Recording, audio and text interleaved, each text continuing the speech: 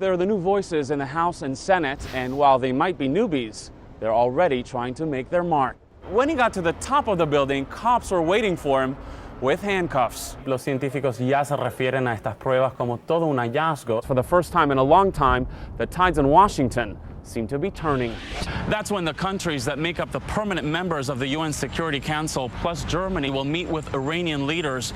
It will be the first direct negotiations between the US and Iran in 30 years. The worry right now is, yes, officially it is voluntary. But the question is, if you don't volunteer, what happens, right? True, they're offering cash or jobs. This latest piece that we just published talks about how they've also offered ambassadorships to people. From entertainment website The Wrap, that claimed, quote, Trump's team is struggling so hard to book A-list performers for his inaugural festivities that it offered ambassadorships to at least 2 talent bookers if they could deliver marquee names.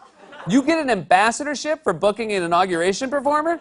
If that were the case, you can bet Chris Christie would be cold calling everyone in the Los Angeles phone book. The Trump team dangled ambassadorships to lure A-list inauguration singers. That sounds great. Prime Minister Netanyahu, Ambassador Gaga is here to see you. Most of Hollywood, we know, leans Democrat. There's about a half hour left before they open the doors, and there's already a huge line forming here, everyone trying to get their hands on what is being called the new best burger in town.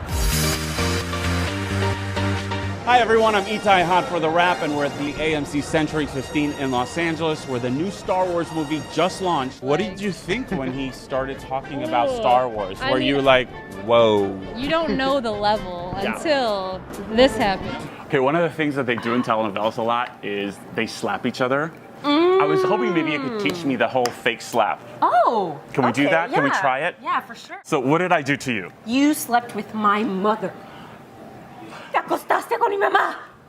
How did I do? Was that bad? Was that terrible? I'm sure they're gonna call you and be like, we want you to be on our next telenovela. After elbowing and shouting your way to a quick interview with some of the biggest stars, winning is actually getting them to say something entertaining. I saw George Clooney a couple of moments ago. Did you say anything? No, my heart palpitated. Steve Carell says that he saw you and his heart palpitated a bit. What do you think about that? Well, he could say that because I was with him one drunken evening, and he puts out. The government is about to fall because there's no butter. It's the great Norwegian butter shortage! What do you mean there's no butter in Norway? Just look at those butter lines! They're smuggling it in from Sweden. Although Swedish officials deny it. How many zeros behind the settlement? Oh my God, file this one under rich people's problem. Yeah, you know, we were wondering what was she gonna get with this divorce. He's worth a lot of money. Just to give you an idea of the craziness that is Sex in the City, hundreds of people waiting for hours. Now, how long before you stand on one of these and you don't feel scared at all? And how long before you feel like they're paying you enough money for this? So it's all shot in this green room, then the computer animators go to town with the special effects, shooting stars, doves, anything under the sun. So this is what you call in TV land a junket. The Billy Elliot kids over there being interviewed, Josefina Scaglione from West Side Story being interviewed over here, and right over here is Allison Janney, who's going to be interviewed by CNN in 2 seconds. Virtual shows are shot and edited just days before Fashion Week kicks off, then webcast while other designers are under the tents. Instead of 30 models, 1 or 2 can cover the runway. How many looks are you putting on today? I don't know, maybe like 10. Do you 15? get paid 10 times as much? Maybe I should ask them. What's the first thing you need to think of when walking the virtual runway? Here I go. Here I go. Amazing. I look amazing. I love what I'm wearing. I love what I'm wearing. Ready? Yes. Boom. Feel the beat. Move your arms. Look straight ahead. And bam. This is the world's first and only co-ed infantry battalion where women outnumber men 60-40. I think women just have a huge impact and a lot to give. Private Risa Kelmer wanted to be part of it so much, she came here all the way from Baltimore. Baltimore, we call it. How does a girl from Baltimore, Maryland end up in the middle of the desert fighting? That's really cold at night. I ask myself that too. While on vacation in Israel, Risa decided to put off college and enlist. You're confident that if a terrorist comes at you, you'd be able to shoot him? I would do what I had to do. You wouldn't miss? No, I wouldn't miss.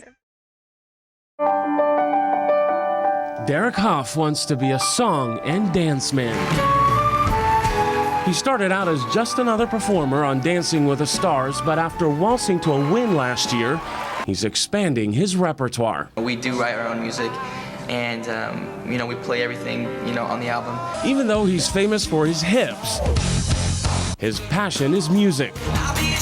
His band, Ballas Huff, is about to release its debut album, a collaboration with his best friend and Dancing with the Stars colleague, Mark Ballas. And yes, he knows everyone will be wondering, Aren't those the dancing guys? Yeah, definitely. They come in and they're like, oh, here's these dancer boys, in their little tights and little dance ballet shoes or whatever, But once we started playing, I think we've kind of won everybody over that have seen us play live. At 23, he has several fan sites.